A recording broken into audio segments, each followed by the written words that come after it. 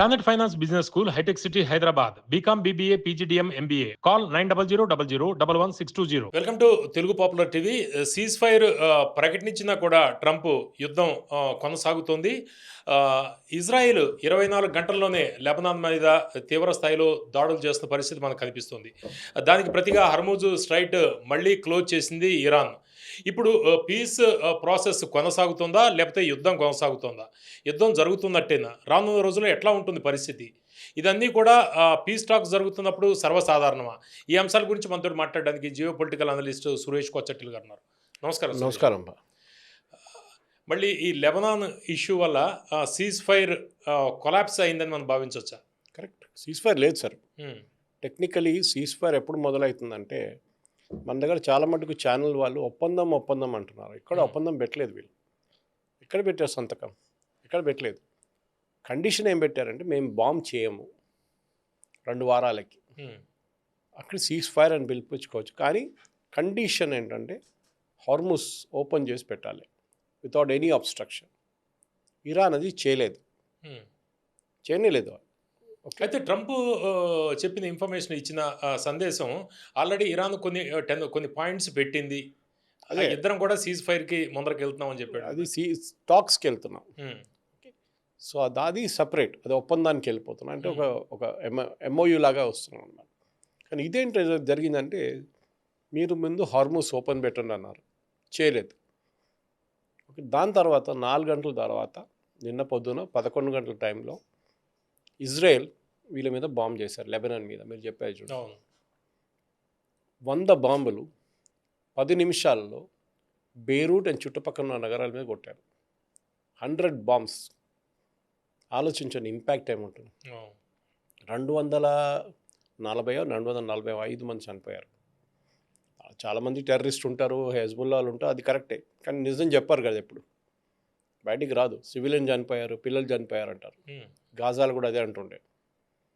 ఇది జరిగిన తర్వాత ఇరాన్ ఏమన్నానంటే మీరు సీజ్ ఫైర్ వైలేట్ చేశారు. ఇక్కడే పాకిస్తాన్ రోల్ వస్తుంది. పవన్ గారు, మీరు ఒక మాట మనం అర్థం చేసుకోవాలి. మా ఫ్రెండ్స్ నిన్న చాలామంది నన్ను అడిగారు, మా అపార్ట్మెంట్లో ఉన్న వాళ్ళు కూడా కొంతమంది, నేను ఈవినింగ్ వాక్కి వెళ్తున్నారు, అడిగారు, సురేష్ గారు పాకిస్తాన్ ఇంతమంది పని చేశారు చూడండి, వాళ్ళు ఫుల్ లైమ్ లైట్లో వచ్చేసారు, మనం ఏం చేయట్లేదు ఏంటంటే. నేను చెప్పాను నేను చేయక్కర్లేదని చెప్పాను. బికాస్ మీరు ఒమాన్ ఫారిన్ మినిస్టర్ రోల్ విన్నారు ఎక్కడైనా దీంట్లో? ఆయన రాలేదు.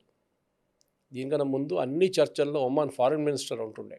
మొదట్లో వాళ్ళే కదా. వాళ్ళు లాస్ట్ ఇయర్ జూలైలో వాళ్ళు జెనీవాలో చర్చలు నడిపారు. ఆల్మోస్ట్ ఒప్పందం పెడదా అనుకున్నాం, కానీ బాంబు వేశారు వీళ్ళు. ఇజ్రాయెల్ అండ్ యుఎస్ వచ్చి B2 బాంబర్స్ తీసుకొచ్చి.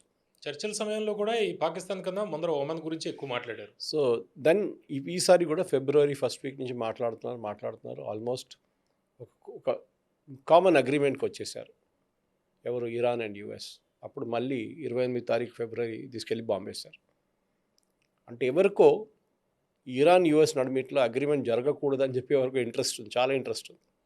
అది ఇజ్రాయెల్. అది అవును, ఇజ్రాయెల్కి తెలుసు ఏ రోజు ఇరాన్తో ఒప్పందం పెట్టుకుంటామో ఆ రోజు ఇరాన్ ఇంకా స్ట్రాంగ్ అయిపోతుంది.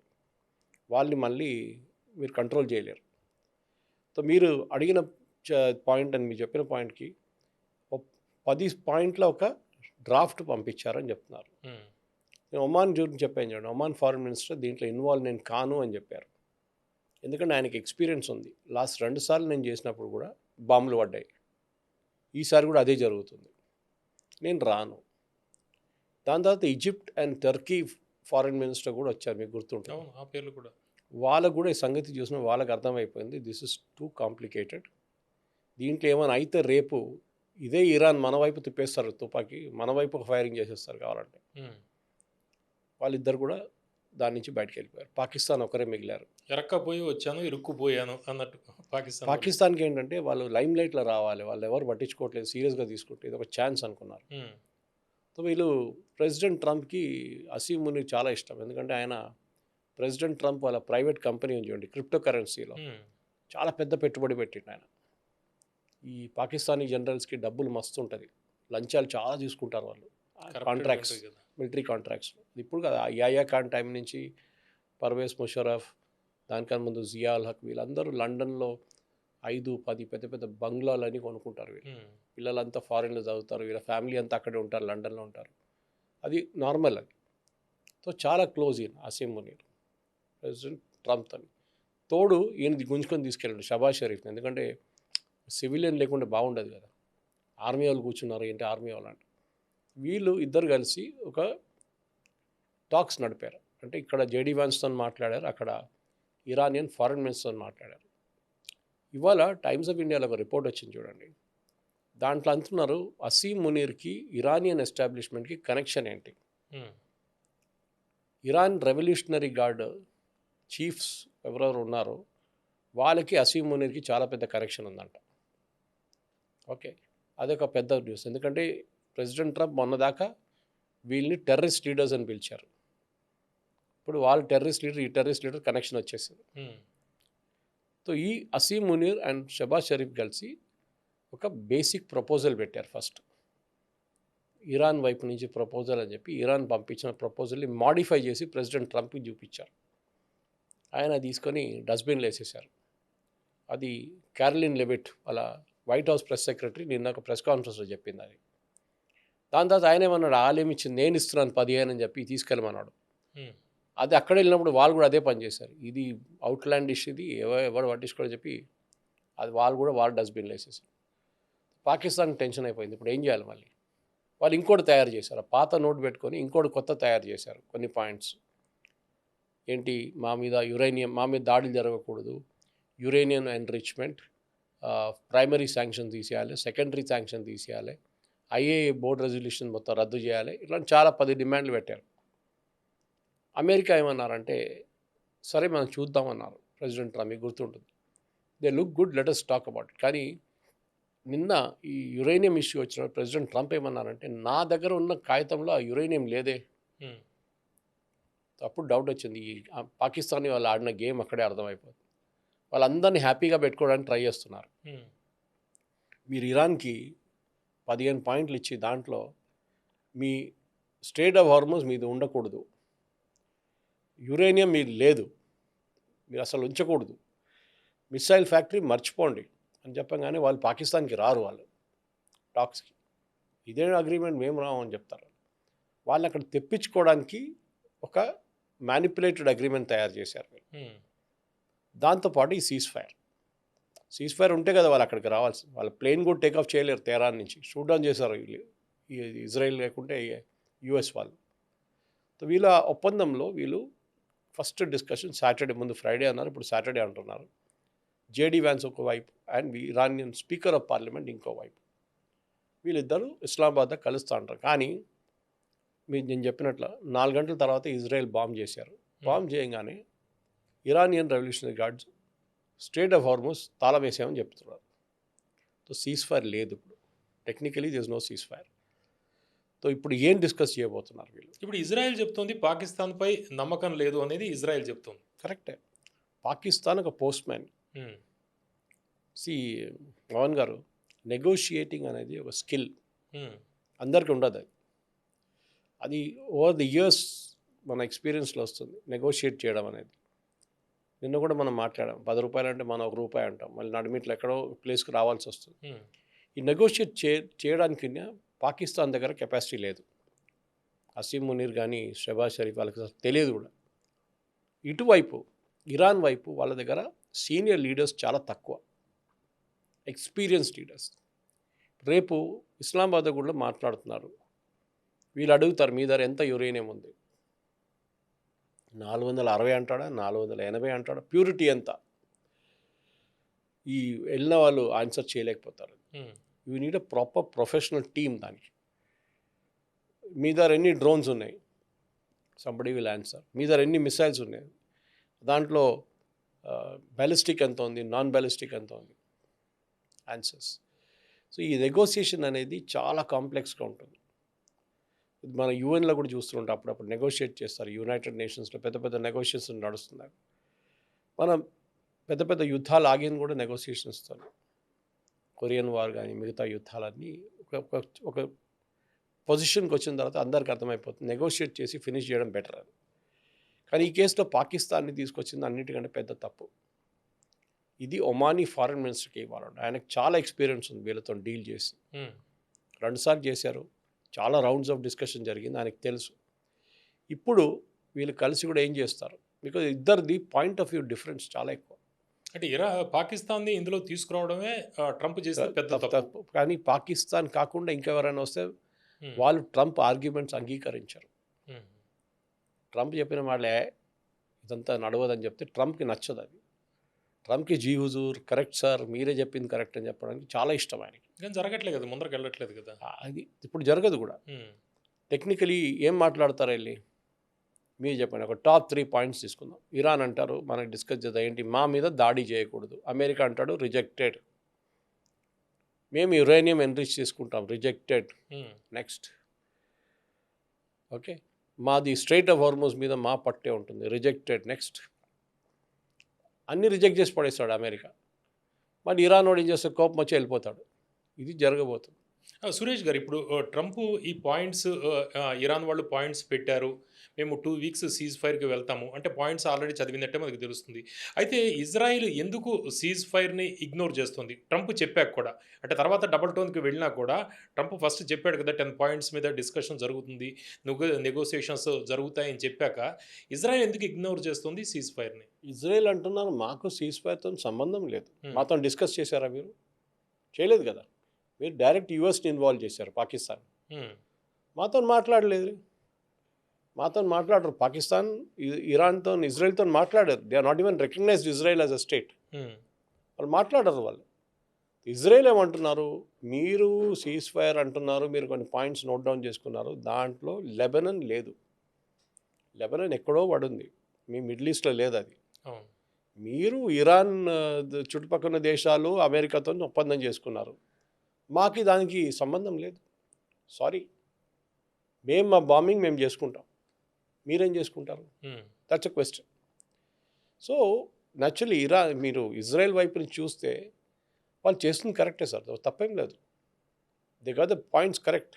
అంటే హిజ్బుల్లాని ఎలిమినేట్ చేయడమే ఇజ్రాయెల్ అల్టిమేట్ గోల్ అని చెప్పొచ్చా మనం? హెజ్బుల్లాని చేయడం అనేది కాదు sir, that is not the main point. వాళ్ళకి భయం ఏంటి ఈ సీజ్ ఫైర్ ఉంటే? హెజ్బుల్లాని 40 సంవత్సరాల నుంచి పోరాడుతున్నారు వీళ్ళు. పెద్ద ప్రాబ్లం వాళ్ళకి ఎప్పటి నుంచో ఉంది అది.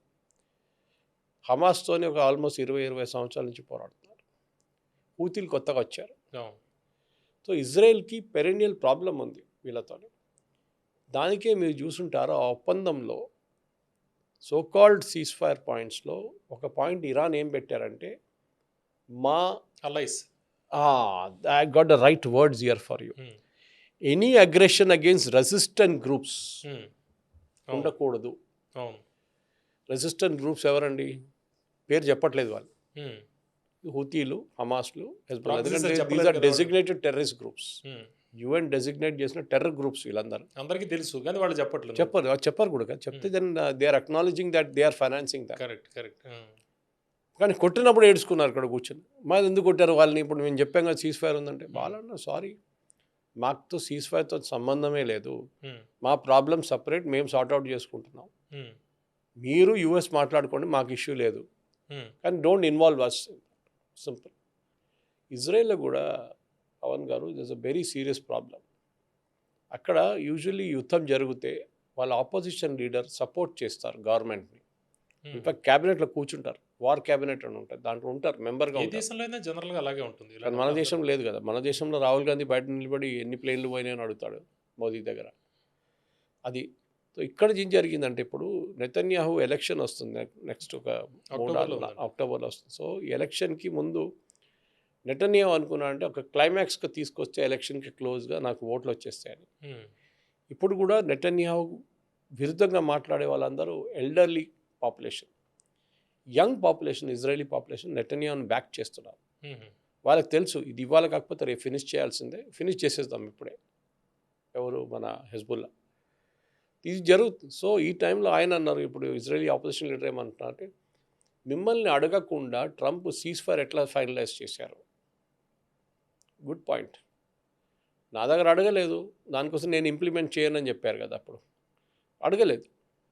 ఇజ్రాయలీ పొజిషన్ వీక్ చేసేసారు ఇరాన్తో. ఇప్పుడు మనం ఇరాన్ ఒక ఆయుధం తీసుకొచ్చి మెయిన్ రోడ్ మీద పెడితే కూడా మీరేం చేయలేరు, ఎందుకంటే సీజ్ ఫైర్ ఉందంటారు వీళ్ళు. అసలు యుద్ధం ఇరాన్ ఇజ్రాయెల్ మధ్య.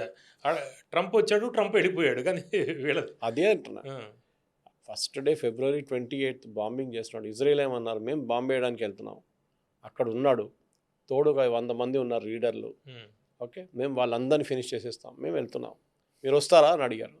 నేను కూడా వస్తాను అన్నాడు ట్రంప్. ఆయనకి పబ్లిసిటీ కావాలి కదా. ఇజ్రాయెల్ వెళ్ళి ఖమేనీని చంపారంటే పబ్లిసిటీ ఎవరికి వస్తుంది? ఇజ్రాయెల్కి వస్తుంది. ఇది కాదు కదా. ఇప్పుడు ట్రంప్ ఏమన్నాడు మీకు గుర్తుంటుంది, ఈయన చనిపోయిన న్యూస్ కూడా నెటన్యాహు అనౌన్స్ చేశారు ఫస్ట్, తర్వాత Trump. So Netanyahu, it was Israeli operation, intelligence was Israel intelligence.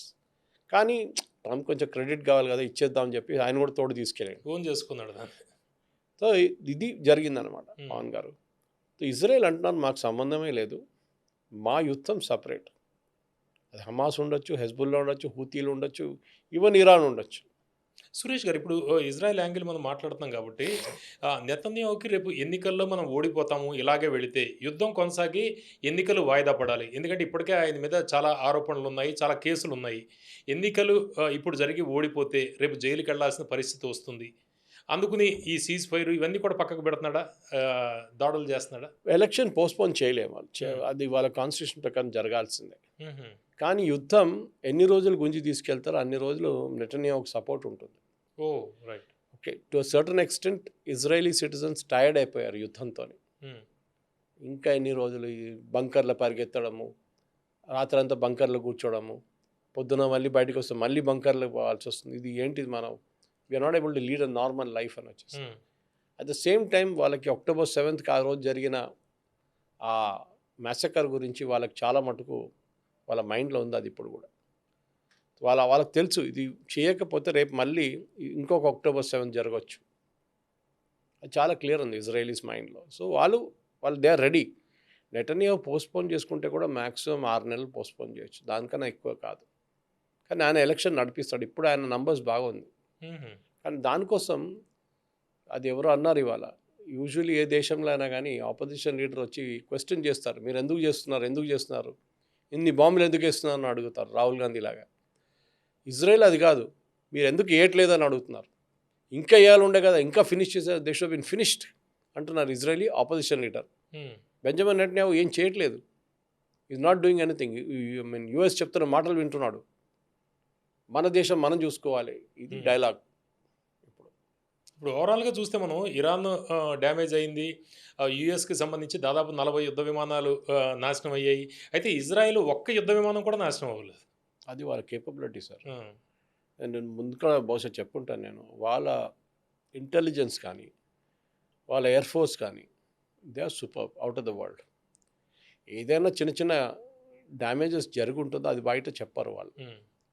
Okay, కానీ ఆన్ ద ఫీల్డ్ డ్యామేజ్ ఎక్కడ జరగలేదు, జరిగితే మనకు తెలిసిపోతుంది. That is fine.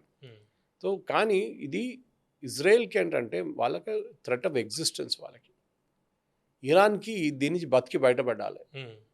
యుఎస్ ఏమో మేము యుద్ధానికి ఎందుకు వచ్చామో అర్థం కావట్లేదు అని చెప్తున్నారు. 3 పొజిషన్స్లో ఉన్నారు. డెఫినెట్గా ఇజ్రాయలీ పొజిషన్ అందరికన్నా క్లియర్. వాళ్ళకి ఏం కావాలో వాళ్ళ స్ట్రాటజీ వాళ్ళకి తెలుసు. ఇరానియన్ లీడర్షిప్ని కొట్టేయడం, మొత్తం ఇరాన్ న్యూక్లియర్ కేపబిలిటీని తగ్గించడం, వాళ్ళ మిసైల్ అండ్ డ్రోన్ ఫెసిలిటీస్ని కొట్టడం, అండ్ స్ట్రైట్ ఆఫ్ హార్మోస్ని ఓపెన్ పెట్టడం. యాక్చువల్లీ స్ట్రైట్ ఆఫ్ హార్మోస్కి ఇజ్రాయెల్కి సంబంధం లేదు, కానీ ఒక బోనస్ లాగా 5వ పాయింట్ కూడా వేసుకుంటారు వాళ్ళు. ఇది ఇజ్రాయెల్కి కావాల్సింది. కానీ అమెరికాకి అది కాదు. అమెరికా కావాల్సింది ఇంకోటి, వాళ్ళకి బేసిక్లీ ఇరానియన్ ఆయిల్ కావాలి. మీకు గుర్తుంటుంది, మొన్న కూడా ట్రంప్ చెప్పారు, ఇరానియన్ ఆయిల్ చాలా బాగుంటుంది, మనం తీసుకొని మనం అమ్మేసుకుంటే చాలా డబ్బులు సంపాదించుకోవచ్చు, వెనిజులా లాగా. ఎగ్జాక్ట్లీ. సో ట్రంప్ అల్టిమేట్ ఏం అది కాలేదు. వీళ్ళు ఆయిల్ ఇవ్వట్లేదు అంటే వాళ్ళు స్ట్రైట్ ఆఫ్ హార్మోజే ఓపెన్ చేయట్లేదు వాళ్ళు.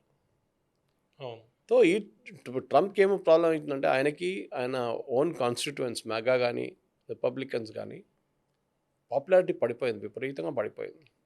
ఆయనకి దీని నుంచి బయట ఎట్లయినా పడాలి. సో దానికున్న ఒక పెద్ద స్ట్రాటజీ ఇది. 2 వారాల్లో చాలామంది దీని గురించి మర్చిపోతారు ఏం జరిగిందనేది, కానీ ఇరాన్ మర్చిపోరు. ఇరాన్కి తెలుసు ఏ రోజు వాళ్ళు మాట్లాడడం బంద్ చేస్తారో ఆ రోజు మళ్ళీ ట్రంప్ బాంబింగ్ మొదలు పెడతారు. దీన్ని పొడిగించుకుంటే పోతారు వాళ్ళు.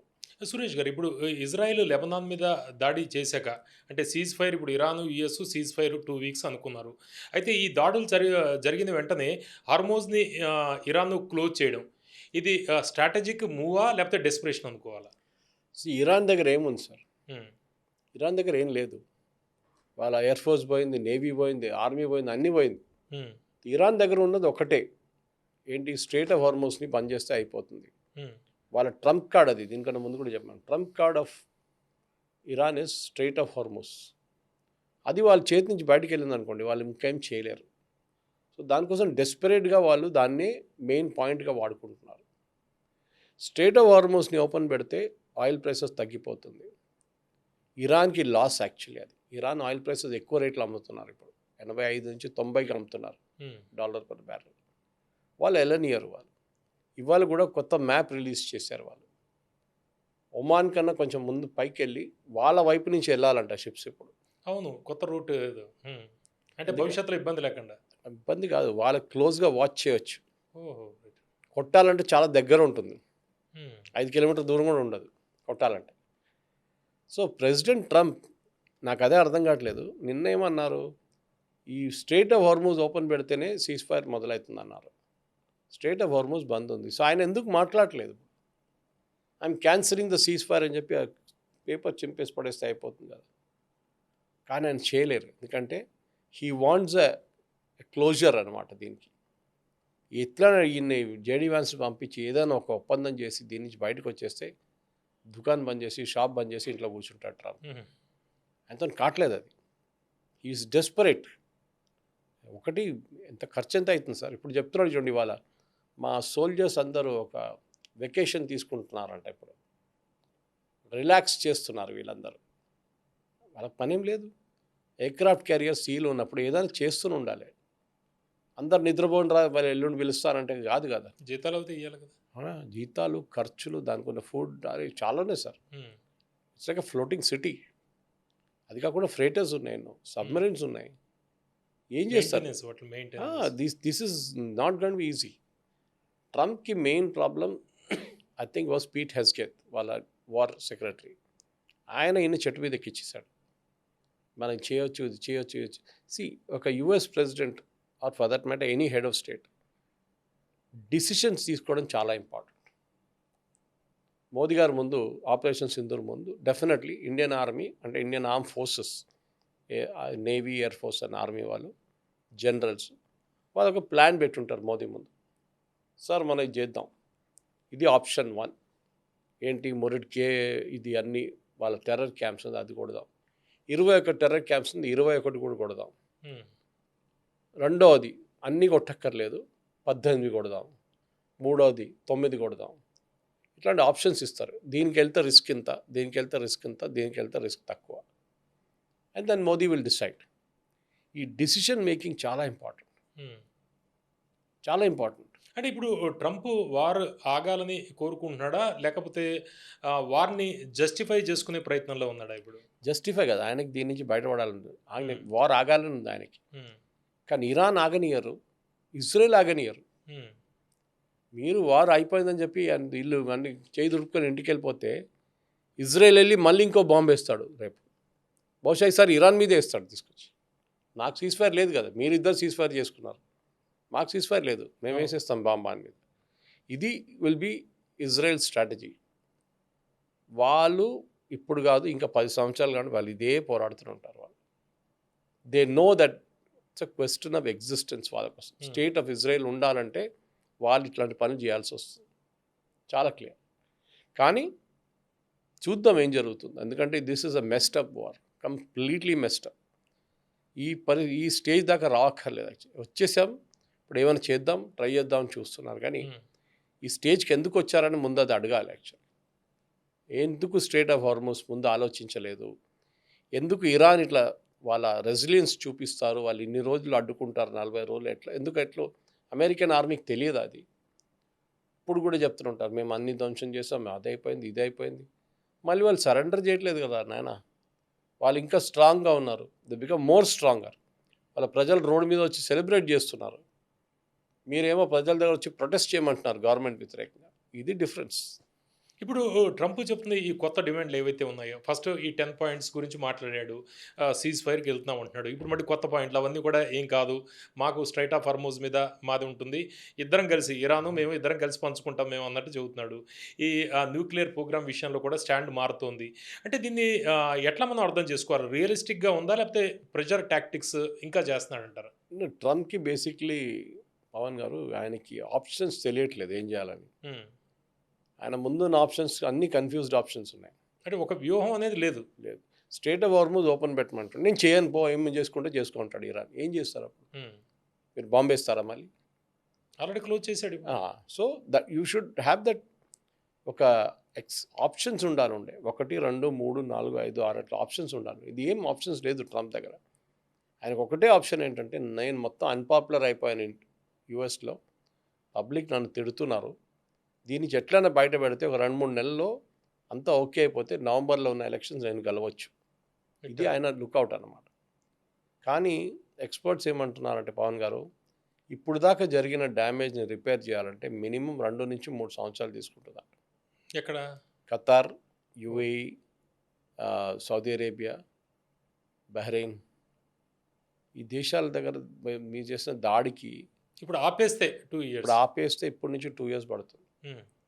అప్పుడు ఎకానమీ ఏమవుతుంది లోకం? ఫిలిప్పీన్స్ నుంచి, జపాన్ నుంచి, ఆస్ట్రేలియా దాకా అందరు ఇంపాక్ట్ అయ్యారు. ఇది ఎందుకైందో అర్థం కావట్లేదు. మీరు ఇద్దరు కొట్టుకుంటే చిన్న యుద్ధం మొత్తం లోకం మార్చేస్తుంది వాళ్ళ ఫార్చ్యూన్స్ అందరికీ.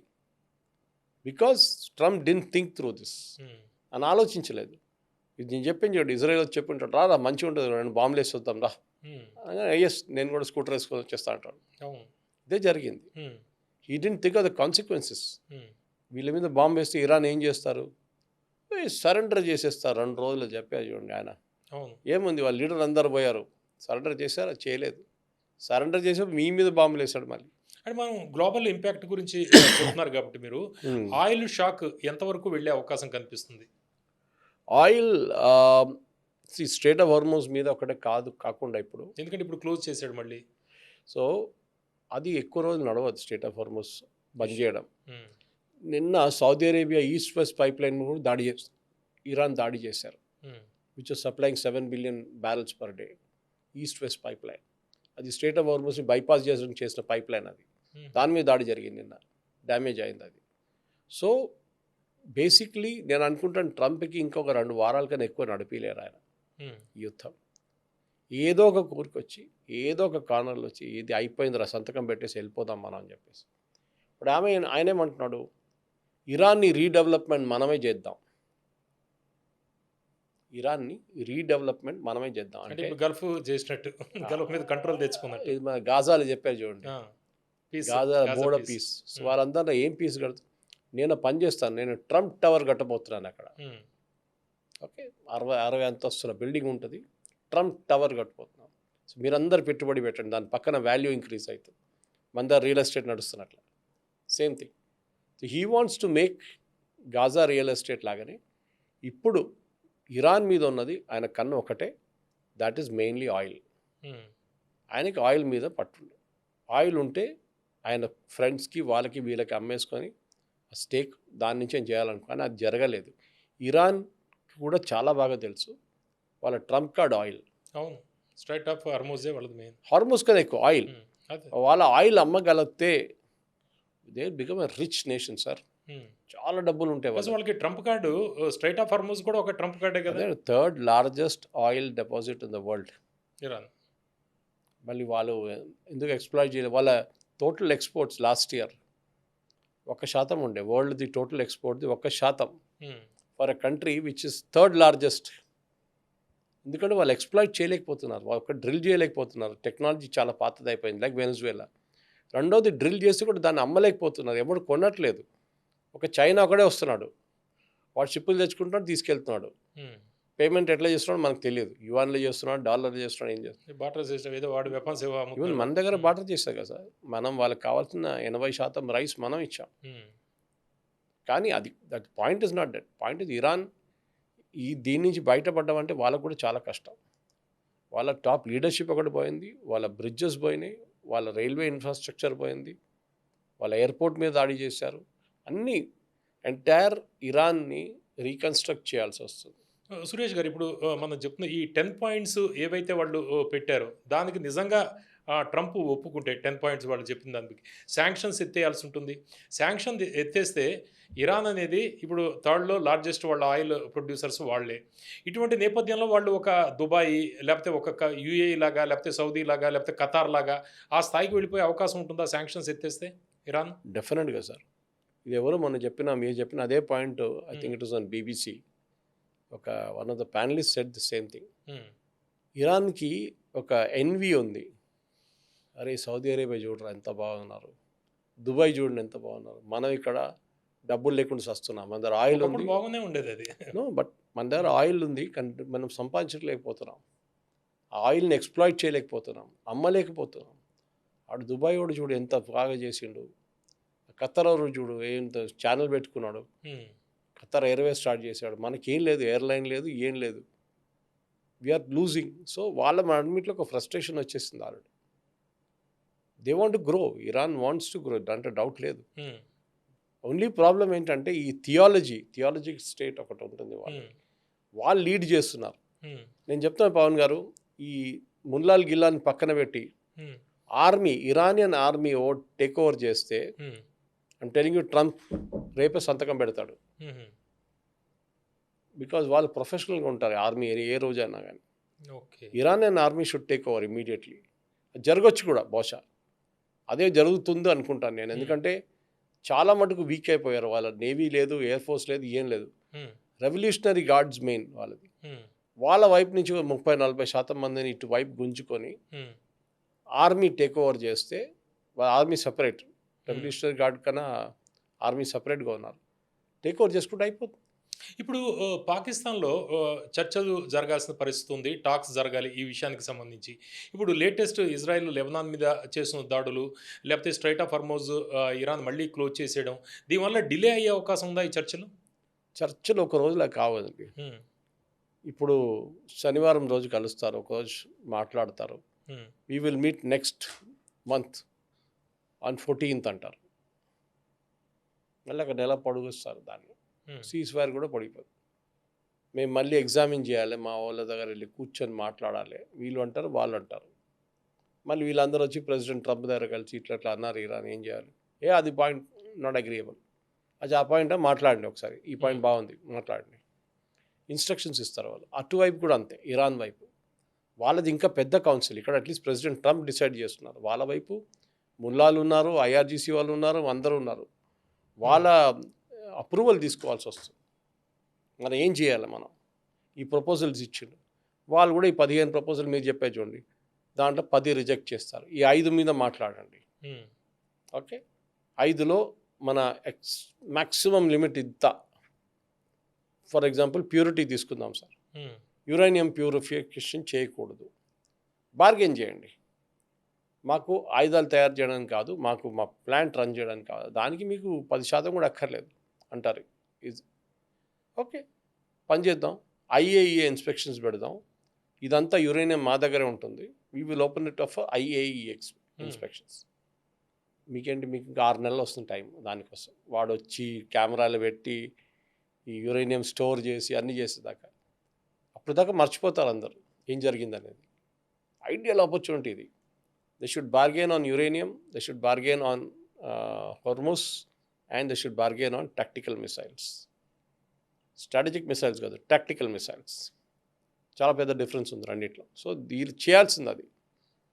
కానీ ద ప్రాబ్లమ్ ఇస్ సింపుల్. ఎవరో ఇవాళ అన్నారు, ఆర్ట్ ఆఫ్ నెగోసియేషన్ నేర్చుకోవాలంటే అది ముందు మంచి సూపర్ ఛాంపియన్స్ ఉంటారు నెగోషియేట్ చేసేవాళ్ళు, వాళ్ళని తెచ్చుకొని నెగోషియేట్ చేస్తారు. ఎందుకంటే వీళ్ళు ప్రతి ఫుల్ స్టాప్, ప్రతి కామాని చాలా కేర్ఫుల్గా చూస్తారు. మన యుఎస్తోని మొన్న ఒప్పందం చేసాము, గుర్తుంటుంది, ఈవెన్ ఈయూతో చేసాము మొన్న. ఆ ఒప్పందం ఇంకా లీగల్ వెట్టింగ్ నడుస్తుంది. ఆలోచించండి, 3-4 నెలలు అయింది ఇప్పుడు. అంటే ఆ పెద్ద షీట్లు 800, 1000, 2000 పేజెస్ ఉన్న షీట్ని తీసుకొని ప్రతి పేజ్ చెక్ చేస్తారు ఎక్స్పర్ట్స్ లీగల్ లాంగ్వేజ్కి. ఒక కామా ఇక్కడ రావాల్సింది అక్కడ వెళ్ళిపోతే స్వాహా. అవును. సో చాలా కేర్ఫుల్ ఉండాలి. సో నెగోసియేషన్ కూడా అంతే. కానీ ఇరాన్లో ఒక ప్రాబ్లం ఏమి ఉండబోతుందంటే నేను అనుకుంటున్నా, నా అంచనా ప్రకారం ఒకవైపు ముల్లాలు ఉన్నారు, ట్రెడిషనల్లీ వీళ్ళ దగ్గర ఉండే పవర్ అంతా. కానీ ఖమేనీ చనిపోయిన తర్వాత కొడుకు ఉన్నాడో లేదో అని తెలిసినప్పుడు కూడా ఈ ముల్లా పవర్లు తగ్గిపోయినాయి చాలా మటుకు. మీరు చూసుంటారు, వాళ్ళు ఎక్కువ కనిపించట్లేదు. వాళ్ళ ఫారెన్ మినిస్టర్ మాట్లాడుతున్నారు, వాళ్ళ స్పీకర్ ఆఫ్ పార్లమెంట్ మాట్లాడుతున్నారు, వాళ్ళ ప్రెసిడెంట్ మాట్లాడుతున్నారు, కానీ ముల్లాలు ఎవరు మాట్లాడలేదు. ఆ గడ్డ మాట్లాడేవాళ్ళు ఇదివరకు వాళ్ళ హోల్డ్ ఉండే, వాళ్ళు మీటింగ్ కండక్ట్ చేస్తారు, అప్పుడు వీళ్ళు వస్తారు, ఫ్రైడే ప్రేయర్స్కి వీళ్ళు వస్తారు. ఇప్పుడు బహుశా వాళ్ళందరినీ ఫినిష్ చేసేసారు ఇజ్రాయెల్, ఎవరు మిగలేదు ఎక్కువ మంది. సో వాళ్ళ దగ్గర నుంచే వీళ్ళకి army take over, IRGC take over చేసుకుంటున్నారంట ఇరాన్. ఇప్పుడు కంట్రోల్ మొత్తం ఐఆర్జీసీ దగ్గర ఉంది ఇప్పుడు, అది వాళ్ళ దగ్గర లేకుండే ముందు. It was a dual power, అంటే ముల్లాలు చెప్తారు, ఐఆర్జీసీ వాళ్ళు చేస్తారు. ఐఆర్జీసీ ఇరాన్ది టోటల్ 40%, బహుశా నేను చెప్పాను మీకు, ఇరాన్ది టోటల్ ఇన్కమ్ వాళ్ళ జీడిపి 40% ఐఆర్జీసీ దగ్గర ఉంది. నేను చెప్పాను చూడండి, డ్యామ్లు కడతారు, రైల్వే స్టేషన్లు కడతారు, రోడ్లు కడతారు, అన్నీ చేస్తారు వాళ్ళు. 40% Iran GDP is with IRGC. దాన్ని వాళ్ళు they won't give it up so easily. Okay, వాళ్ళు చాలా పెద్ద పెద్ద ఇల్లు తీసుకున్నారు అక్కడ, big heavy corruption. So IRGC డెఫినెట్గా వాళ్ళ దగ్గర ఉన్న ఈ పవర్ వాళ్ళు ఉంచుకుంటారు, నెగోషియేట్ చేస్తారు. ఈ ఓవరాల్గా ఈ టాక్స్ ఎపిసోడ్లో పాకిస్తాన్ ఇమేజ్ పెరిగిందా తగ్గిందా? సార్ లాస్ట్ కొట్టకుండా చాలు పాకిస్తాన్ని. ఎందుకంటే ఈ టాక్స్ ఎక్కడ వెళ్ళకపోతే తిట్టి వెళ్తారు అందరూ, ఏమో యూజ్లెస్ నా టైం అంతా వేస్ట్ చేశారు అని చెప్తారు. అదే జరగబోతుంది. ఇది ఎక్కడికి వెళ్ళదు. ఇది సార్ట్అవుట్ చేయాలంటే మీరు 10 నిమిషాలు సార్ట్అవుట్ చేయొచ్చు, ఇది కానీ చేయరు. ఎందుకంటే ఇద్దరిది రిజిడ్ పొజిషన్స్ ఉన్నాయి. వీడు యురేనియం అంటాడు, వీడు అంటాడు నో అంటాడు, వీడు టాక్టికల్ మిస్టేక్స్ నో అంటాడు, ఇక్కడ స్టేట్ ఆఫ్ రూల్స్ అంటాడు నో అంటాడు. సో ఇద్దరి పొజిషన్ చాలా ఏం చెప్తారు, ఒక ఇంట్రాన్సిజెంట్ అయిపోయారు. వాళ్ళు మారడానికి రెడీగా లేరు. ఎవరో ఒకరు కిందకు దిగి వచ్చి ఎస్ వీ విల్ నెగోషియేట్ అంటే then there is a chance, otherwise no chance sir, absolutely chance లేదు. అంటే మన దేశం, మనం బ్రిక్స్కి మనమే నేతృత్వం వహిస్తాం ప్రెసిడెంట్గా ఉన్న పరిస్థితుల్లో ఒక మంచి అవకాశాన్ని మనం కోల్పోయాము అని అనుకోవాలా మనం? అవసరం సార్, ఎవరు మనల్ని పిలిచి ఈ పని ఇవ్వరు, మనం వెళ్ళి దాంట్లో దూరాల్సి వస్తుంది. రేపు అన్నీ అయిపోయాక ఇరాన్ అంటాడు నువ్వు ఎందుకు వచ్చావు అని అడుగుతాను మన దగ్గర. మీకేం అక్కర్లేదు కదా, మిమ్మల్ని పిలిచామా మేము? పాకిస్తాన్ వాడికి పని లేదు, వాడు కూర్చున్నాడు, వాడికి పబ్లిసిటీ కావాలి. మనం friends, good friends, no problem, you carry on. మేము పాకిస్తాన్తో డీల్ చేసి ఈ పాకిస్తాన్ని మౌల్డ్ చేయడానికి మోదీ గారిని పిలిచారనుకోండి, జయశంకర్ గారిని మోదీ గారిని పిలిచారు. ప్రెసిడెంట్ ట్రంప్ ఆర్డర్ ఇస్తే మోదీ గారు వింటారా? పాకిస్తాన్కి ఇస్తాడు ఆర్డర్, అది చేయరా అంటాడు. అది చెప్పింది ఆ ట్వీట్ చూడండి మొన్న షబాజ్ షరీఫ్ మొత్తం దాంట్లో వాళ్ళు పంపించిన అదే కాపీ పేస్ట్ చేసేసాడు పైన డ్రాఫ్ట్. సో అది, సో షబాజ్ షరీఫ్కి వాళ్ళ దేశంలోనే పొజిషన్ లేదు. సో ఒక ఇంటర్నేషనల్ ఇమేజ్ తెచ్చుకోవడానికి చేస్తున్న పని ఇది. అంటే అవకాశం ఇయ్యాడు ట్రంప్ వీళ్ళని పిండి తీసుకుంటారు సార్. చూడండి మీరు, 2 వారాలు 3 వారాలు తప్పుతుంది, ఆయన పిచ్చి పడినట్టు తిరుగుతూ ఉంటాడు, ఎందుకు చేశాను ఇది అని చెప్పేసి. That is got to happen because that is the final result, final outcome అది సార్. ఇది ఇంకేం లేదు వీళ్ళకి. నెగోసియేషన్స్ అంటే మీరు జెనీవాలో కూర్చొని చేసుకోవచ్చు, which is the most preferred place. లేకుంటే ఈజిప్ట్లో షర్మల్ షేక్ మన పిఎల్ఓ అగ్రిమెంట్ అక్కడే సైన్ చేశారు, యూ కెన్ గో దేర్. కానీ ఇది పాకిస్తాన్ ఏంటంటే వాళ్ళని ఒక పరాయా కంట్రీ లాగా చూసుకుంటారు. కానీ యుఎస్ ఒమాన్కి ఆర్డర్ ఇస్తే ఒమాన్ పట్టించుకోరు. ఒమాన్ మనలాగానే, ఒమాన్ అంటారు sorry you don't take orders from you, ఈ టాక్స్ నడిపించమని నేను చేస్తాను, కానీ ఫుల్ స్టాప్లు కామాలు మీరు పెట్టి మాకు ఇస్తే నేను పబ్లిష్ చేయను, we will work our own way అంటారు. అది డిఫరెన్స్ అన్నమాట. అదొక మెచ్యూరిటీ, పొలిటికల్ మెచ్యూరిటీలు ఉండే. ఈజిప్ట్ కూడా దానికోసం బ్యాక్అవుట్ అయ్యారు. ఈజిప్ట్ తెలుసు, ఈజిప్ట్ ఇస్ కూడా very good name internationally sir, చాలా మంచి పేరు ఉంది వాళ్ళకి.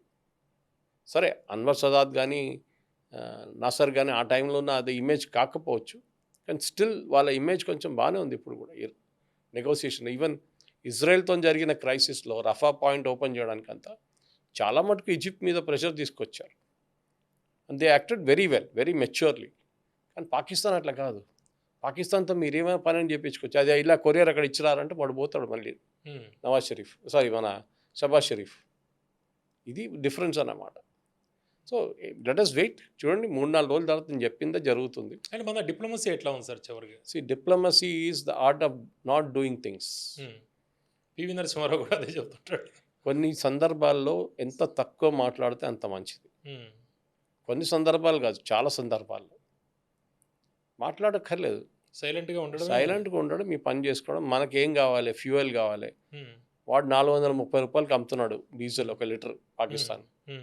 ఇంత రిలేషన్షిప్ బాగుంది కదా ఇరాన్ దగ్గర, యుఎస్ దగ్గర, చెప్పొచ్చు కదా మాకు ఇదేం లేకుండా మాకు $70 మాకు క్రూడ్ ఆయిల్ ఇచ్చేయండి, యుఎస్ దగ్గర ఇంత క్రూడ్ ఉంది. వాడు ఇవ్వడు. వాడంటాడు బిజినెస్ ఇస్ బిజినెస్ బాస్. అంటే ఇప్పుడు యుద్ధం కొనసాగుతున్నట్టే మనం భావించాలి, సీజ్ ఫైర్ లేదు అని అనుకోవాలా సార్? ఒక ఫ్రిక్షన్ పాయింట్కి వెయిట్ చేస్తున్నారు. ఒక చిన్న స్పార్క్ ఎక్కడైనా కొట్టింది అనుకోండి, ఓకే, అప్పుడు ఇజ్రాయెల్ ఫర్ ఎగ్జాంపుల్ ఇరాన్ మీద దాడి చేస్తారు రేపు, హైపోథెటికలీ. ఇరాన్ తిరిగి ఇజ్రాయెల్ని కొడతారు. అప్పుడు గేమ్ మారిపోతుంది మళ్ళీ. అప్పుడు కూడా ఇజ్రాయెల్ ఏమంటారు, మాకు టాక్స్ సంబంధమే లేదు, మీరు మాట్లాడుకోండి, మేము మా పని మేము చూసుకుంటాం. సో ఇదే జరుగుతుంది. So Iran is technically finished. నేను చెప్తాను కదా, ఇప్పుడు కూడా నాకు ఇరానియన్ రెజిమెంట్తో, అక్కడున్న గవర్నమెంట్తో ఏ సింపతి లేదు. They are a corrupt Islamic theology, sharia rule అట్లాంటి గవర్నమెంట్ ఉంది అక్కడ. దాన్ని మనం కిందకి దింపాల్సిందే. That part I agree with Trump. కానీ హౌ టు డూ ఇట్ అనేది ఆయనకు తెలియదు. అది ప్రాబ్లం. అదే ఆయన మెసప్ చేసేసాడు మొత్తం ఆల్మోస్ట్. అది చాలా ఇంపార్టెంట్. ఎట్లా ఈ రెజీమ్ని కిందకి దింపి కొత్తగా రెజీమ్ని తీసుకురావాలి. కానీ అది మడూరో లాంటి డెలే రాడ్రాగిస్ లాగా ఉండకూడదు. It should be Iran which is okay. Shah of Iran టైంకి వెళ్ళాలని చెప్పట్లేదు, కానీ ప్రొఫెషనల్స్తో నడిపిస్తే బాగుంటుంది. ఇప్పుడు అక్కడ 3 ఉన్నారు, speaker of Iranian parliament, president and foreign minister. అవును, వాళ్ళు కనిపిస్తున్నారు మనకంతే. చెప్పారు కదా మొన్న, ఇజ్రాయెల్ చెప్పారంట మేము కొట్టేస్తామంటే ట్రంప్ చెప్పాను, ఆయన కొడితే మళ్ళీ ఎవరితో మాట్లాడతాను నేను అన్నమాట. ఇది okay okay, thank you very much sir. అయితే ఇప్పుడు సీజ్ ఫైర్ 2 వారాలు అని చెప్పినా కూడా ఇప్పుడు సీజ్ ఫైర్ ఉందా లేకపోతే యుద్ధం కొనసాగుతుందా అసలు ఏమీ చెప్పలేని పరిస్థితి. ఎవరు కూడా ఒక్కొక్కళ్ళు ఒక్కొక్క విధంగా మాట్లాడుతున్నారు. ఇజ్రాయెల్ వైఖరి ఒకలాగా ఉంది, ఇరాన్ వైఖరి ఒకలాగా ఉంది, ట్రంప్ వైఖరి, 3 వైఖరులు చూస్తున్నా కూడా ఇప్పుడు సీజ్ ఫైర్ లేనట్టే మనకు కనిపిస్తుంది. అయితే యుద్ధం రానున్న రోజుల్లో ఎట్లా అవుతుంది? అయితే ఇప్పుడు ఇస్లామాబాద్లో జరగాల్సిన టాక్స్ జరుగుతాయా జరగవా? జరిగితే ఇది కొంతవరకు ముందరకు వెళ్ళే పరిస్థితి మనకు కనిపిస్తుంది. చూస్తూ ఉండండి తెలుగు పాపులర్ టీవీ. నమస్కారం.